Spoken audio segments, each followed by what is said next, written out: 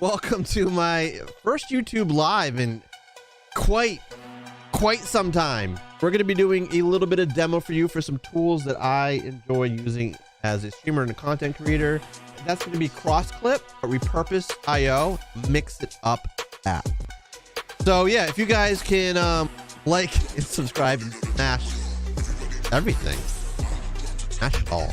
Let's get into this. I'm going to go into Twitch, but yeah, you can see my clips here. So we're just going to grab one of these clips, crossclip.com. You can use crossclip for free, but you can also do a paid version. The paid version gives you a higher frame rate when you're compiling it, higher bit rate, and there's no watermarks at all.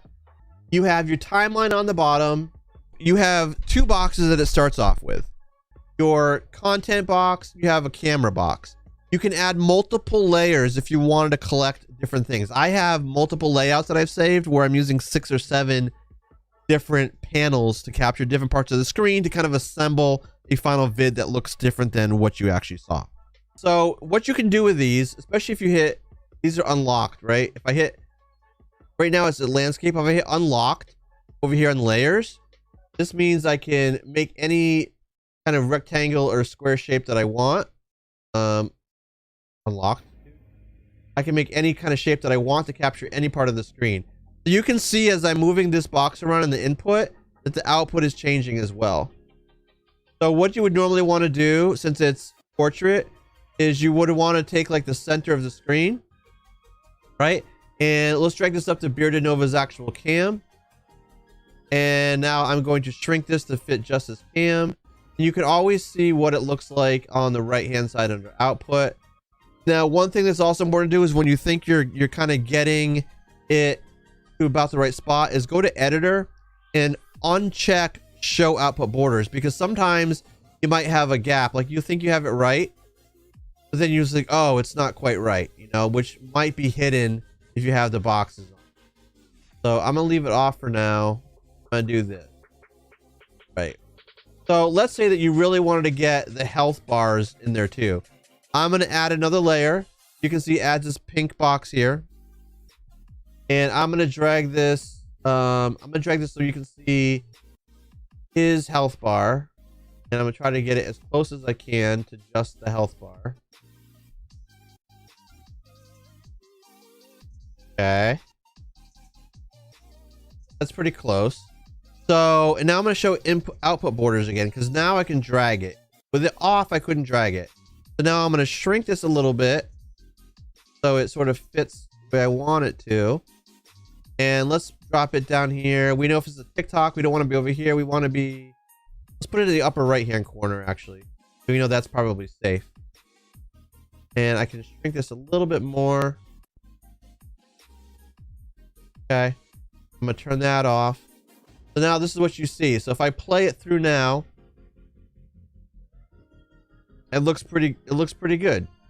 So that's what it is. So if I like this and I want to use, and I know there's gonna be more clips from Final Fantasy that I want to use, and this looks good to me, what I could do is I could go to layout and I could say save as new layout, and we're gonna call it Final Fantasy. Just FF, hit save, and now the next time I have a Final Fantasy clip, I can go ahead and just pull that layout up, and it'll automatically convert that clip into that. Everything else looks pretty good. So now I'm gonna hit compile, and I'm gonna give it a clip. FF boss, and with a paid version, you get to go up to 1080p and 60 frames per second. If you have a free version, you can do 30 frames per second and 720p. So I'm going to hit start compilation. It's compiling now. It shouldn't take more than a minute, if that. And when it's done, you have a couple options. You can do nothing, and it saves it into a my clip library for you, which stays forever. Or you can go ahead and download it, or you can actually hit upload. You can share it directly to Twitter, Facebook, and Reddit. or TikTok, and that's it. Repurpose IO, what it does is it allows you to automatically move videos between a variety of sources. I use it for time savings. I always complain that I never had time to push stuff to Instagram and Facebook and other platforms. This allows me to do that automatically without thinking. The first thing you do in Repurpose IO is you can create connection, and a connection is just a connection to any of the sites that they have already figured that you would want to potentially pull files from or send files to. So I have YouTube, Twitter, TikTok, Pinterest, which I just set up. I'm not doing anything with it yet. Instagram, Google Drive, Facebook, and audio podcasts down the rabbit hole. Which I haven't done anything with either, but I think I have it set up. We'll go to, I think I have it set up for Buzzsprout. I don't remember. So first thing you're doing is you're just connecting these things. Like I have 2 YouTube because I have 2 YouTube channels. Although the name has changed, I probably need to change that. Twitter is just a destination. You can see here, source, a destination. If it's a source, that means you can pull a video from it. If it's a destination, you can only push to it. If it's both, obviously you can do either one. And like I said, at some point in the near future, Repurpose IO might add Twitch. And again, you're welcome if they actually, if they're actually able to do that, because they weren't really thinking of streamers necessarily when they created this. But I said, hey, that's an untapped market, guys. If you're, you know, I really suggest you do that, which is why a lot of my TikToks and other posts for them have been focused on streamers, content creators. So anyway, so these are all the things you set up, and when you set something up, you just go to add new connection, and these are all the places that they have that you can do as connections right now. I actually do have a WordPress, like my website is WordPress right now, but I haven't set that up. It might be something I do, but I need to figure out a little bit better of what I would want to do with it. Anyway, so Tyflow Ren was saying Blue Thunder has said DaVinci should be used for later in video editing once you feel like you've mastered the other ones and when you want to produce. Yeah, so because DaVinci is a full-blown app, it has so many features, so much more than you can do Oslo. You know, like for my long-form YouTube content, no offense to Oslo, but there's no way I'm using Oslo for that, because I want to do a lot more complicated things that it just cannot do. I need a full-blown app for that. So when you get into Repurpose, first thing you're doing is you're setting up your connection. The next thing you want to do is go into templates. You don't have to use templates. The templates are optional, but they can help make things look customized when you go into platform. So, and right now, let's see, vertical. So the layout is what you're looking at: horizontal, vertical, or square. Now, this is something I'm still yet to figure out, and I will be able to ask Hanny, who is the guy that runs Repurpose IO, how this works. But right now, I don't think I can apply a template to a video I've already formatted as portrait. And oh my god, Hanny or anybody for Repurpose, if you are in here, please put in chat if I am wrong, because I might be wrong. But I don't think so. I think it only takes it as that format. Or if I do push in a vertical one, I think that it keeps it in this size, like right here. Like it'll be vertical, like it'll be 1/3 of this size, which isn't necessarily what you want. So this is great if you take a Twitch clip directly through here and you want to keep it as horizontal, which a lot of people do because they want to capture the full size of that clip rather than just taking the center, because it doesn't always make sense. Like if you're doing a gameplay clip, you probably don't want just the center portion of that clip. You want all of the context around what your POV is in that game clip. So this would probably work well for you. But if I'm doing like this, a talking head video, I want just my part. So this would be awkward for me. Anyway, what a template allows you to do is create different looks for different things. So if I'm keeping something in landscape, I could create a template for Twitter, Instagram, Facebook, all the other platforms, and put you know, logos like this one here is for YouTube I made. So I have both of my things in here. Like I can make one that just has my YouTube logo, make one that just has my Twitch logo, whatever. And so when I automatically process something, it would grab that template I assigned and it would push that out. So it would be very customized. So you could take one clip from TikTok, it would strip the watermark off, and it would say, okay, I'm going to Facebook. Let me grab the Facebook template and put the Facebook info on it. And even though I'm pushing that one TikTok clip to 4 places, it's going to customize the look of it for all 4 places so it looks unique. Really freaking cool. So that's what you do with templates. And then once you do your templates, now you go to workflow, and this is where you put it all together. So a workflow is really from one source to one destination. So I basically start everything with TikTok. So I have TikTok to Facebook, TikTok to IG, TikTok to both of my YouTube channels, TikTok to Twitter, and so on. Right? I could add more, and I probably will add more over time, but that's what we got right now. So each one of these, and I'll just go into one. Yeah, actually I have to turn this off. I'm gonna go into settings. Yeah. So this is the setting. So when I create it, right? And what it's pulling up is the latest one that I had to automatically set it. You'll see what I'm talking about in a second. So video style, it's saying what is the style that I want to take. So I'm just saying original video, no resizing. And then if I want to apply a template, I would just click my templates. It would show me my templates, and I would click which one I want. And especially if I'm doing this especially if I'm doing this on auto, it will always use it. You could add an intro and outro file. Ames, who's making a lot of my clips right now, he adds like an outro to a lot of them. So we could go ahead and create a same outro file and add this to it, and it would add it automatically. Or an intro, which use them both. You have a fade out clip at the end of the video. That might be cool if you want that. So choose which content to auto publish. On this date or newer, or a specific date, up to you. The date is gonna be whatever date you want that to start from. Exclude videos that contain specific hashtags. You can do that. I tend to do it the other way. Only import videos that contain specific hashtags. So when I create a TikTok, before I publish it, I say, okay, this is going from TikTok to YouTube. So I have to put hashtag YTM, YouTube morph. So if I want my TikTok go there, I put hashtag YTM.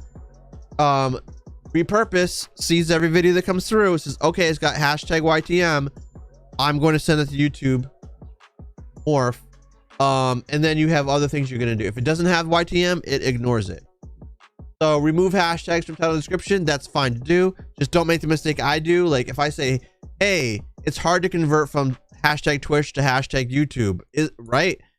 It would remove hashtag Twitch and hashtag YouTube and just say, hey, it's hard to convert, right? Which isn't necessarily what you want. You can if you want. Just be careful with it. And then if you do want to add any text or any hashtags, do after description, and add in your custom text there, which this is what is the bottom of all my YouTubes. And these are some generic hashtags that I add to every YouTube video that goes. Now, if you're using very specific hashtags in YouTube or in TikTok, because this is auto, it's not going to pull those over unless you have them in the description and you tell it not to remove hashtags from description. Keep in mind though, where YouTube and TikTok both have a certain amount of length that you can have in the description field, YouTube's is shorter than TikTok's, so it could get cut off. So just bear that in mind. These are the generic ones I have. Fortunately for YouTube, unlike TikTok, even after you publish a YouTube short, you can go back and edit any aspect of that short you want. Title, description, category, anything you want. and then hit save, and it will update that publish. So so your category, all this stuff. So this is really what I'm doing. And I hit save, and then I would turn it on to auto confirm, and now every single TikTok that I create will come into here. It'll evaluate for that hashtag. If it has it, it sends it to YouTube. If it doesn't, it just ignores it. And that's basically how all of those work, and it just runs. Now if I go into, so you can see that it's published here. Like all these were published. Occasionally you'll get one that's failed.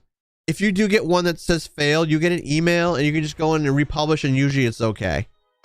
Because sometimes there are hiccups, like just like anything else. You can see, you know, since I've been using it for about the last month, it's working most days. Well, it's working every day I do it. So these are all the ones that have been automatically published to YouTube Shorts. But that in a nutshell is Repurpose. Here is a look at Mix It Up if you're not familiar with it. One of the first things you do when you get in here is, yeah, you want to go into accounts, and you want to log in with whatever it is that whichever platform you use. Pretty soon, like I said, they will be adding YouTube in here. So they got Twitch, Trovo, and Glamesh. They allow you to have a bot account. Like obviously you guys know I use MorphBot, which is from Streamlabs. Their cloud bot renamed, so allows you to have one streamer and one bot account. If you have multiple accounts you stream on, I don't know that you can do that. I think you have to log out and log back in. So you want to connect your account. Next thing you want to do is you want to go into services, and this is just like anything else that connects to a lot of stuff. Lumia Stream, anything else. You have a list of all these various, just like I showed you with Repurpose. You have a list of all these various services that you can connect to that it will pull data from, all these APIs. So I have obviously your overlays, your basic one. You have to have that or you don't see anything on screen. OBS in Streamlabs, XSplit, Polypop, which is a new browser. Streamlabs, Stream Elements. So you can see all the ones here. Connect to whichever services you actually use that you want to pull stuff from. So once you've logged in with your streaming service, once you've connected the account you want, now you're ready to get started. So you want to go, channel is just showing you info about your channel. Chat is what you first saw. You can see who's in chat, when they come, when they leave, all that kind of stuff. Where you're going to make the most use out of Mix It Up is out of commands, events, timers. Those are the ones that I'll cover. Channel points are cool. You can manage all of your Twitch channel points right through here. So this is a list of all of my channel points on Twitch. I can create, edit, and remove channel points in here, and it will also create, edit, and remove channel points in Twitch. So like if I wanted to turn something off, I could just go ahead and turn it off in here. If I create something, it will create it here, and then you'll see it in Twitch. It's really cool. So the reason why you would do that, why you use this, is it allows you to do a lot of the interactive parts in it. So like change the light color, turn lights off for 3 minutes. So if I hit the edit button on it, it pulls this thing up with all the commands. So the first thing that it does when you do turn the lights off is it plays an audio, which just doesn't play because that is not the right location. It waits for the 5 seconds that it plays, or however long it is, or 1 second, I guess. And then it connects to my if this then that, which is then connected to the lights, which is Wiz, and it literally just turns them off. And then in the background now it says, hey, roulette redeemed, lights off, and it shows that on screen in a very specific location for a specified duration, and then the lights go back off. What would have been smart is for me then, why wouldn't I do that? Because I always like forget to turn it back on. You know what, let's do that now. I'm going to add a new command, is wait. add it, and I'm gonna wait 300 seconds because no, it's not 300 seconds, 180 seconds, 3 minutes off. Now it's gonna pause for 180 seconds, and then I'm gonna go back to if this that, add that, grab this because I use the same exact naming convention, and I'm gonna go EP lights on. That's it. Save. Now, whenever, oh, wait, what? Oh, reward name. Why did that go? Okay. I'm gonna save that. Now my lights off command will work the way they've should have worked the entire time. When somebody redeems it, it'll go off, and then I can shut off. In fact, now that my key lights are attached to the Lumia stream, or I have a new surge protector that is Wi-Fi enabled. I could actually add my 2 key lights to this command as well, so that all the lights will go off. Because right now you guys don't realize that, like, it'll shut off like the overhead lights and the lights behind me, but it won't shut off the 2 key lights, so I always have to turn them off manually. But now that it's all connected, I could actually go ahead and turn have it connected so everything goes off all at once. In fact, I need to make a note. So that's how that works. So what I just showed you about editing the command, that once you learn that, that's how everything works in here. Once you figure that out, everything becomes easy. Trust me, everything becomes easy. Whether you're working in commands, events, timers, whatever it is, it's always that same process. I'll show you that. I'm going to go into events because that's one of the biggest places you want to use.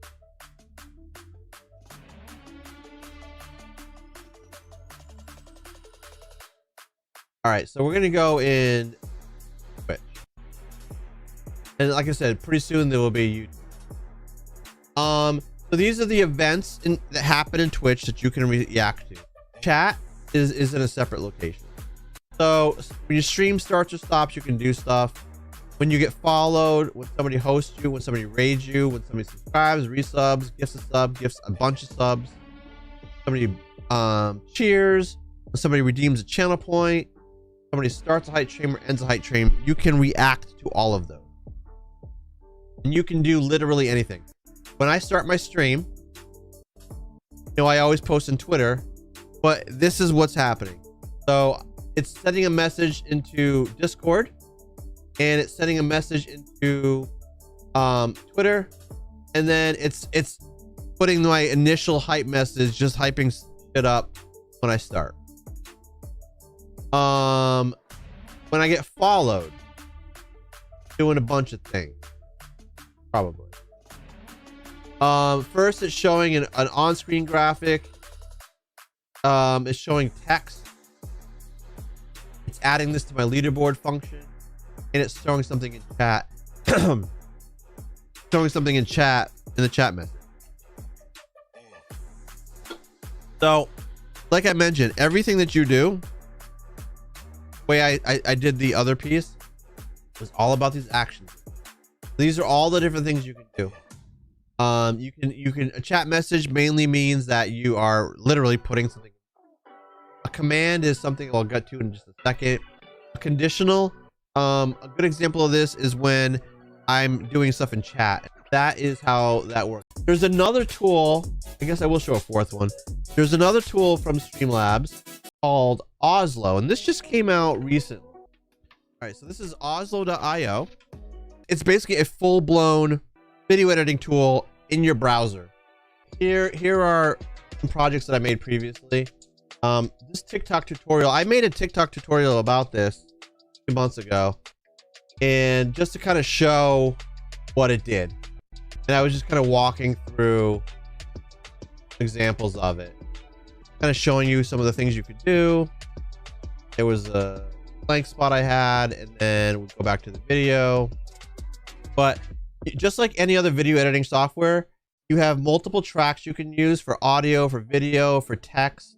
I dragged in a bunch of sources. You know, I have video sources, I have audio sources, I have images, I have text, I have audio, all that kind of stuff.